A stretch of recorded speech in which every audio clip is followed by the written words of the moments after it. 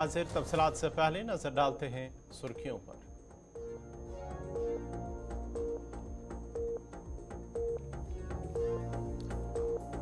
वज़ीर-ए-आज़म नरेंद्र मोदी का दौरा जलसे-आम से खिताब के दौरान वज़ीर-ए-आज़म मोदी का बयान, कहा मिलिटेंसी अपने आखिरी दम गिन रही है, असेंबली इंतखाबात जम्मू कश्मीर के मुस्तकबिल का फैसला करेंगे। नेशनल कॉन्फ्रेंस पीडीपी और कांग्रेस पर साधा निशाना, कहा तीनों जमातों ने गुज़िश्ता 7 दहाइयों से जम्मू कश्मीर में इल्हाद की पसंदी और मिलिटेंसी को फरोग दिया। चकटा पर पटन में फोर्सेस और मिलिटेंटों के बीच झड़प में 13 मिलिटेंट हलाक। छात्रों किश्तवाड़ में मिलिटेंटों ने फोर्सेस पर किया हमला, जेसीओ समेत 2 फौजी एहलकार जाम बहक, 2 मजीद जख्मी। और मंडी में सिलेंडर फटने से एक ही कुंबे के 3 अफराद झुलस गए।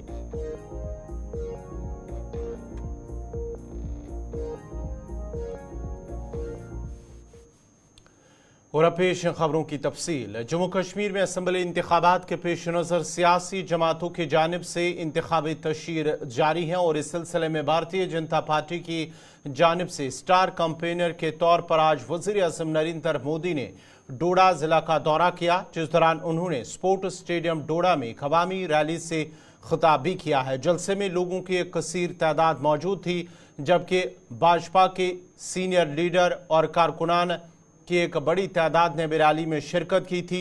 इस मौके पर वज़ीर-ए-आज़म नरेंद्र मोदी ने जलसे से खिताब करते हुए कहा कि इस बार जम्मू कश्मीर के इंतखाबात जम्मू कश्मीर की तकदीर का फैसला करने वाले हैं। उन्होंने कहा कि यहाँ की सियासी जमातों ने यहाँ के लोगों की परवाह नहीं की, बल्कि सिर्फ अपने बच्चों की ही परवाह की है। पीएम मोदी ने मज़ीद कहा कि जम्मू कश्मीर में इस बार का असेंबली इलेक्शन 3 खानदानों और जम्मू कश्मीर के नौजवानों के दरमियान है। एक खानदान कांग्रेस का, दूसरा नेशनल कॉन्फ्रेंस और तीसरा पीडीपी का है। और इन तीनों खानदानों ने जम्मू कश्मीर में लोगों के साथ जो कुछ किया है वो किसी गुनाह से कम नहीं है। पीएम मोदी ने मजीद कहा कि अब तक खानदानी राज ने नौजवानों को आगे नहीं आने दिया और यही वजह है कि साल 2014 में इक्तदार में आने के बाद जम्मू कश्मीर में नौजवानों की नई क़यादत को आगे लाने की कोशिश है। उन्होंने कहा है कि जम्मू कश्मीर को रियासत का दर्जा भी सिर्फ भाजपा ही बहाल कर सकती है। याद रहे कि गुज़िश्ता 45 सालों में डोडा में किसी वज़ीर-ए-आज़म का ये पहला अवामी जलसा है। इससे कबल इंदिरा गांधी ने साल 1979 में डोडा में एक जलसे आम से खिताब किया था। इस बार जम्मू कश्मीर का चुनाव जम्मू कश्मीर का भाग्य तय करने वाला है। आजादी के बाद से ही हमारा प्यारा जम्मू कश्मीर विदेशी ताकतों के निशाने पर आ गया। इसके बाद इस खूबसूरत राज्य को परिवारवाद ने खोखला करना शुरू कर दिया। यहां जिन राजनीतिक दलों पर आपने भरोसा किया, उन्होंने आपके बच्चों की चिंता नहीं की। उन राजनीतिक दलों ने सिर्फ और सिर्फ अपने बच्चों को आगे बढ़ाया। जम्मू कश्मीर के मेरे नौजवान आतंकवाद में पिसते रहे और परिवारवाद को आगे बढ़ाने वाली पार्टियां आपको गुमराह करके मौज काटती रही। इन लोगों ने जम्मू कश्मीर में नए नेतृत्व को कभी भी उभरने ही नहीं दिया। आप भी जानते हैं, यहां पंचायत के चुनाव 2000 के बाद नहीं हुए थे। ये 3 खानदान एक खानदान कांग्रेस का है, एक खानदान नेशनल कॉन्फ्रेंस का है, एक खानदान पीडीपी का है। जम्मू कश्मीर में इन तीन खानदानों ने मिलकर आप लोगों के साथ जो किया है वो किसी पाप से कम नहीं है।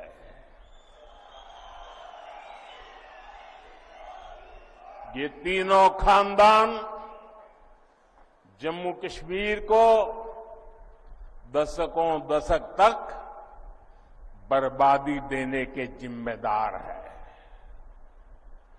इन तीन खानदानों ने यहां करप्शन को बढ़ावा दिया। इन तीन खानदानों ने यहां जमीन कब्जा करने वाले गिरोहों को बढ़ावा दिया। छोटी छोटी सुविधाओं के लिए आप लोगों को तरसाया गया, तड़पाया गया। सरकारी नौकरियों में सिर्फ उन्हीं लोगों को भर्ती किया गया जो इन तीन खानदानों के खास थे।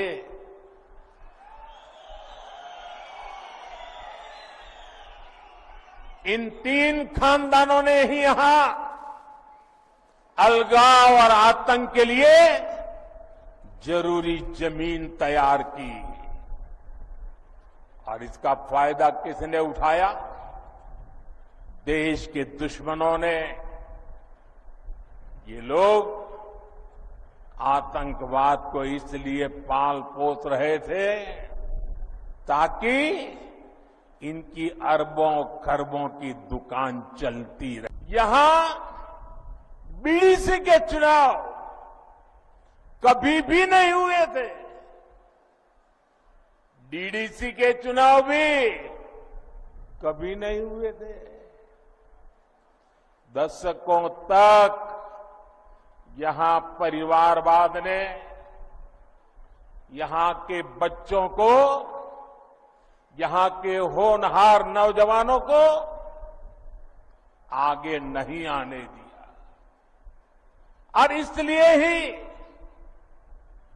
2014 में सरकार में आने के बाद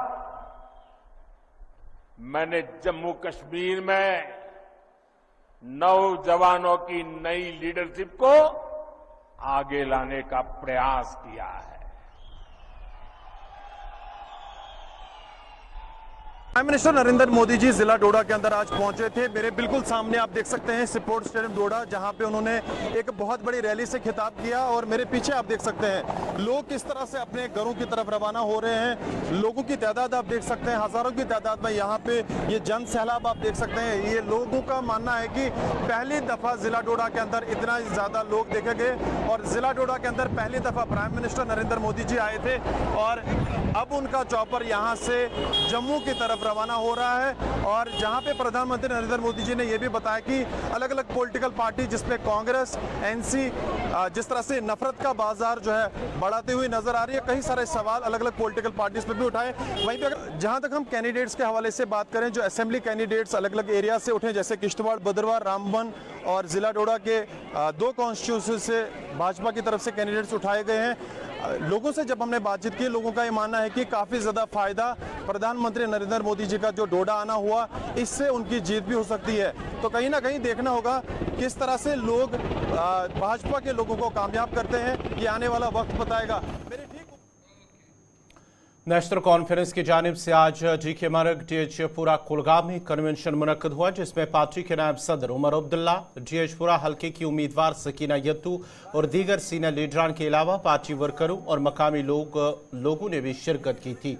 इस मौके पर पार्टी के नायब सदर उमर अब्दुल्ला ने कहा कि जब भी बीजेपी को मदद की जरूरत होती है तो उन्हें किसी पार्टी से कोई मसला नहीं होता, लेकिन इंतखाबात के दौरान हर पार्टी में खामियां नजर आती हैं। जम्मू कश्मीर की मौजूदा सूरत हाल पर उमर अब्दुल्ला ने कहा कि वज़ीर-ए-आज़म ने 370 हटाने के बाद कश्मीर में अमन का वादा किया था, मगर जमीनी हकायक कुछ और ही बयान कर रहे हैं। बीजेपी को इन फैमिलीज में से किसी की मदद की जरूरत थी, तब हम बर्बादी के जिम्मेदार नहीं थे। अभी मुश्किल से 5-6 साल हो गए। पीडीपी के साथ तो बीजेपी का जम्मू कश्मीर में रिश्ता था, तब उनको पीडीपी में कोई खराबी नजर नहीं आई। जब वाजपेयी साहब को मिनिस्टर बनाना था और उनकी नजर मुझ पे पड़ी, तब हम में कोई खराबी नहीं थी। आज इलेक्शन के दौरान इनको खराबी नजर आ ही जाती है। आप यकीन माने, कल को अगर बीजेपी के नंबर कम पड़े और पीडीपी ने उनको दोबारा मदद करने का फैसला किया, उनको पीडीपी में कोई खराबी नजर नहीं आएगी। ये वक्त की बात है ना, ये सियासी तकरीरें होती हैं और इलेक्शन के बाद इन चीज़ों को बुलाया जाता है। वज़ीर आज़म साहब को इस चीज़ पे बात करनी चाहिए। डोडा में उन्होंने तकरीर की, 24 घंटे नहीं हुए हैं कि हमारे 2 बहादुर आर्मी के सिपाही जो हैं, जिनमें एक एनसीओ अफसर और एक जवान, दोनों मिलिटेंट के हमले में मारे गए। आज नॉर्थ कश्मीर में एक हमला, एक एनकाउंटर अभी भी चल रहा है। वजीर आजम साहब लोगों को गुमराह करने के लिए खानदानों की बात करते हैं। सिर्फ मौजूदा हालात की बात करें, जब 370 यहाँ से हटाया गया, उस वक्त पूरे मुल्क के लोगों को कहा गया था कि कश्मीर में बंदूक जो है वो 370 की बदौलत है, और 370 को हटाने के बाद इस बंदूक का असर रसूख जो है वो गायब होगा। हटाने के बाद 5 साल हो गए, आज भी एनकाउंटर चल रहे हैं। उम्मीद तो वही है ना, उम्मीद तो वही है कि लोग नेशनल कॉन्फ्रेंस का मंशूर पढ़ के नेशनल कॉन्फ्रेंस के हक में वोट डालें। बीजेपी के साथ दोबारा हाथ मिलाने के उमर अब्दुल्ला के बयान पर रद्द-ए-अमल जाहिर करते हुए पीडीपी सदर महबूबा मुफ्ती ने कहा कि वो नेशनल कॉन्फ्रेंस की तरह दिल्ली रातों रात नहीं जाते सरकार बनाने के लिए। उन्होंने कहा है कि पीडीपी में बहुत सीनियर लीडरान हैं जो किंग मेकर का काम करेंगे, जबकि लोग चाहते हैं कि इल्तिजा मुफ्ती असेंबली पहुंचे। आपकी रिएक्शन? बीजेपी के साथ रात के अंधेरे में कौन मिलने जाता है दिल्ली? 2015 में अमित शाह के पास कौन बार बार गया कि हमारे साथ सरकार बनाओ, बिला शर्तों शुरू सरकार बनाओ? पीडीपी जो करती है खुल के करती है, हम छुप के कुछ नहीं करते। किंग मेकर का मतलब ये है कि महबूबा मुफ्ती चीफ मिनिस्टर बनने की कैंडिडेट नहीं है। इसलिए हमारी पार्टी में बहुत सीनियर लोग हैं जो किंग बनेंगे, जो वजीर आला बनेंगे और हम उनको बनाएंगे। ये उसका मकसद है और कोई मकसद नहीं। इल्तिजा के लिए आज आप वोट मांग रहे हैं, तो क्या उम्मीद लगाए बैठे आप? इंशाल्लाह इल्तिजा ने 2019 के बाद यहाँ के लोगों की आवाज़ बुलंद रखी, यहाँ जुल्म सितम के खिलाफ आवाज़ उठाई। लोग उसको समझते हैं और लोग चाहते हैं कि इल्तिजा जो है असेंबली में पहुँचे। इंजीनियर रशीद फिर से जम्मू कश्मीर अपनी पार्टी के सदर और शानपुरा हल्के के उम्मीदवार अल्ताफ बुखारी ने अपनी अपनी इंतखाबी मुहिम को जारी रखते हुए आज नटीपुरा का दौरा किया, जिस दौरान उन्होंने घर घर जाकर लोगों से अपील की है कि आने वाले असेंबली इंतखाबात के दौरान उनके हक में वोट डालकर उन्हें कामयाब बनाएं। इस मौके पर उन्होंने कहा कि इंजीनियर रशीद बेगुनाह जेल में बंद थे और अच्छा हुआ कि उन्हें जमानत दी गई, ताहम दीगर जितने भी जेलों में बंद है उन्हें भी रिहा करना चाहिए। नेशनल कॉन्फ्रेंस और पीडीपी पर इल्जाम आयद करते हुए अल्ताफ बुखारी ने कहा कि उनके दौरे इख्तिदार में नौजवानों पर एफआईआर दर्ज किए गए हैं, जिनकी आज नौजवान वेरिफिकेशन न मिलने की सूरत में सजा भुगत रहे हैं। और मुझे लगता है अल्लाह को इससे ज़्यादा कोई चीज़ पसंद नहीं है अगर कैदी रहा हो जाए, वो कोई भी हो, कहीं से भी हो, किसी भी मज़हब का हो। ये तो मेरे दीन की सीख मुझे है। और इंजीनियर रशीद बेगुनाह बंद था, अच्छा हुआ उनको रहा किया गया।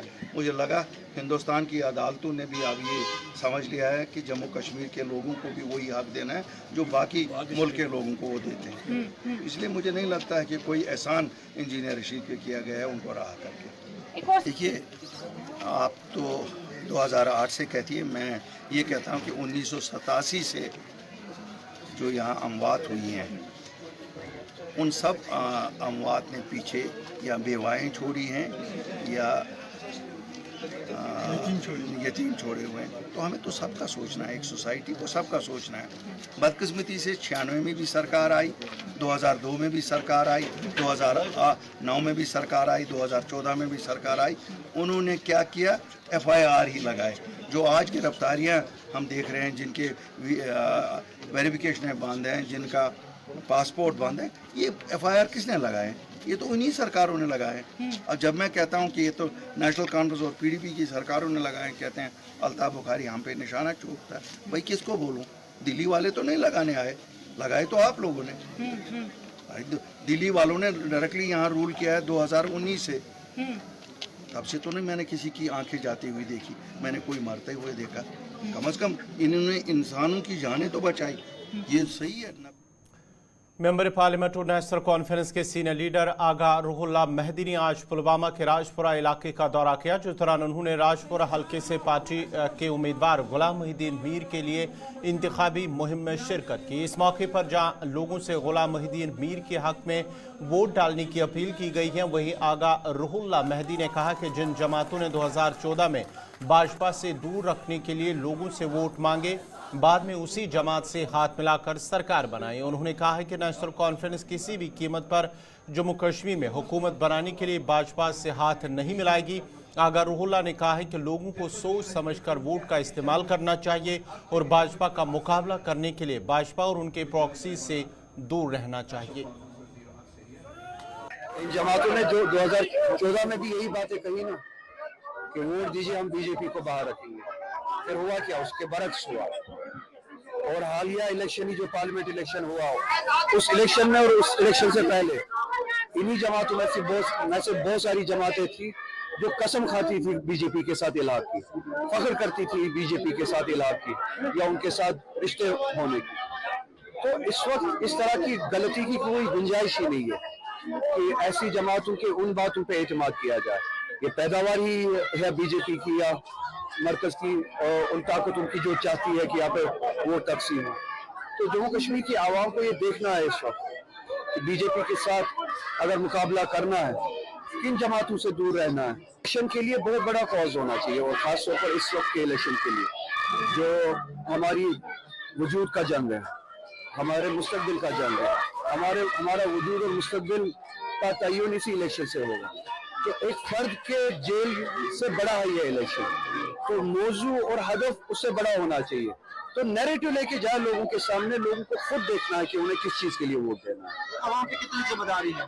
मैंने अभी कहा, फिर से वही बात दोहराऊंगा, अगर इस इलेक्शन में हमने कोई कोताही की, इसके नतीजे बहुत दूर रस होंगे, मुस्तकबिल पे पड़ेंगे। तो बहुत ही मोहता तरीके से आवाम को इस इलेक्शन को लेना पड़ेगा, बड़ी जिम्मेवारी है। अगर ये एतमाद मिलता है वोट की सूरत में और मेजोरिटी मिलती है, इस वोट की, इस मैंडेट की, इस एतमाद की कदर करनी पड़ेगी नेशनल कॉन्फ्रेंस को। अगर हम चाहते हैं, अगर हमारी जमात चाहती है कि लोग फिर से कदर करना शुरू करें, इस पे भरोसा करना शुरू करें, तो भरोसा बनाने का पहला कदम नेशनल कॉन्फ्रेंस की तरफ से आना चाहिए। तो इस एतमाद की हर सूरत से नेशनल कॉन्फ्रेंस को कदर करनी पड़ेगी। किसी भी सूरत में नेशनल कॉन्फ्रेंस बीजेपी के साथ नहीं जाएगी, किसी भी। हम ये कब्र खोदना नहीं चाहते अपने लिए, और अगर गई, मैं ये बार बार कहता हूँ, अगर गई, मैं सईद रुहुल्ला ये कहता हूँ कि अगर गई, खुदा न खास्ता, मैं लोगों की तरफ से उस वक्त होऊंगा, मैं उस रास्ते पे नहीं चलूंगा। और मैं आपको ये एतमाद देना चाहता हूँ कि मुझे जहां तक त्राल असम्बली हल्के से अवामी इत्तेहाद पार्टी के उम्मीदवार डॉक्टर हरबख्श सिंह ने आज त्राल के बलाई इलाकों का दौरा किया, जिस दौरान उन्होंने अवाम से अपने हक में वोट डालने की अपील की है। इस मौके पर उन्होंने बताया कि त्राल को अब तक रिवायती सियासी जमातों ने इस्तेसाल किया है, लेकिन अब वक्त आ चुका है कि खानदानी सियासत का खात्मा हो।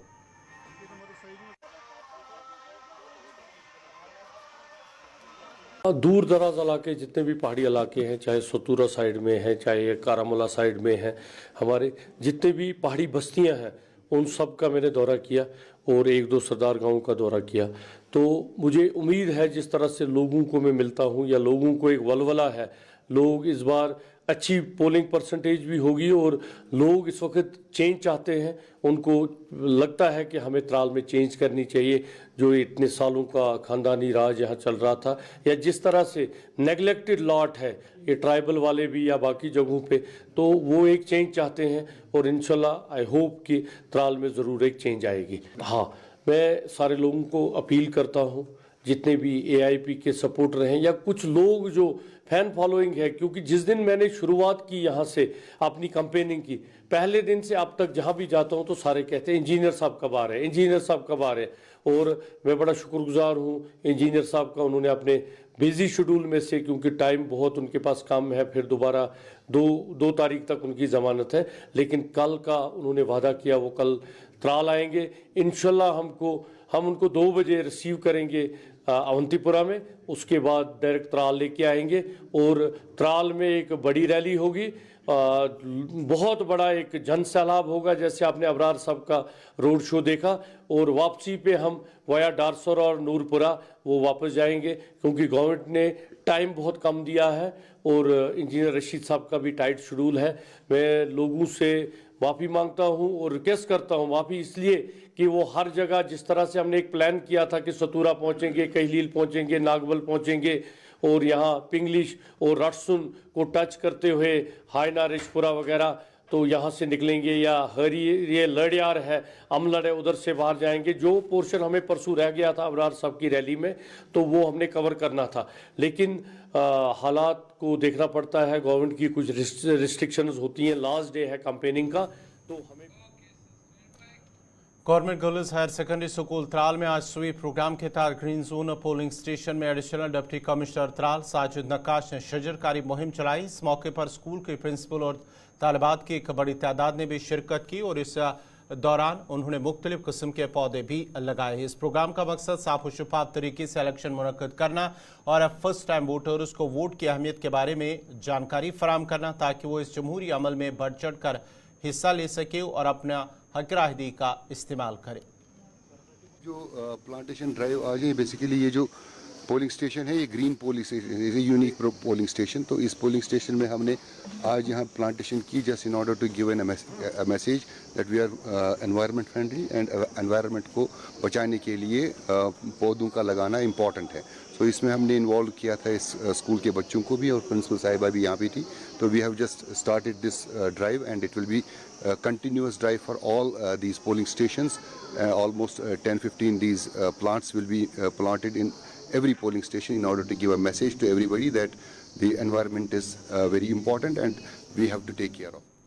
जिला इंतजामिया कुपवारा और youth service and sports Kupwara की तरफ से आज वॉलीबॉल टूर्नामेंट का फाइनल मुकाबला खेला गया है। हायर सेकेंडरी नगरी में मैच खेला गया और फाइनल मुकाबले में कुपवारा ने अनंतनाग को शिकस्त दी। इस मौके पर additional deputy commissioner Kupwara Mohammad Rauf Rahman मेहमान खुसूसी थे। उनके हमरा chief education officer Kupwara Abdul Majid और यूथ सर्विस एंड स्पोर्ट्स के डिस्ट्रिक्ट ऑफिसर के अलावा कई अफसरान ने शिरकत की थी। वाज़ह रहे कि इस मैच में इस टूर्नामेंट में कश्मीर के मुख्तलिफ अजला के 30 टीमों ने शिरकत की थी और 10 दिन ये volleyball tournament higher secondary school Nagri में जारी था, जिसका आज फाइनल मुकाबला खेला गया। इस मौके पर गुलिस्तान न्यूज़ नुमाइंदा साहिल शमीम को भी अवार्ड से नवाजा गया। देखिए, आप जानते हैं कि गवर्नमेंट हायर सेकेंडरी स्कूल नगरी मलपुरा के अहाते में पिछले 10 दिन से एक टूर्नामेंट चल रहा था, जिसमें अंडर 14, अंडर 17 और अंडर 19 3 कैटेगरीज के students from all over the Kashmir valley inter district tournament चल रहा था। District youth service and sports Kupwara और यहाँ स्कूल मैनेजमेंट की जानिब से एक बड़ा मैदान है जहाँ पे फुटबॉल टूर्नामेंट बना, और आज कुपवारा और अनंतनाग में एक मुकाबला बराह रास्त लगा, जो कि 5 मैचों पे मुश्तमिल था, 5 सेट्स पे। तो 3 कुपवारा ने जीते और अपनी जीत दर्ज की। तो we congratulate the district youth service sports अफसर, द पीपल ऑफ कुपवारा। नाज़रीन, इसी के साथ ही उर्दू खबरनामा इख्ताम पजीर हुआ चाहता है। आप गुलिस्तान न्यूज़ देखते रहिए। गुलिस्तान न्यूज़ पर अगला बुलेटिन कश्मीरी खबरनामा ज़ुहूर लोलावी के साथ। मुझे दीजिए इजाज़त। अल्लाह हाफ़िज़।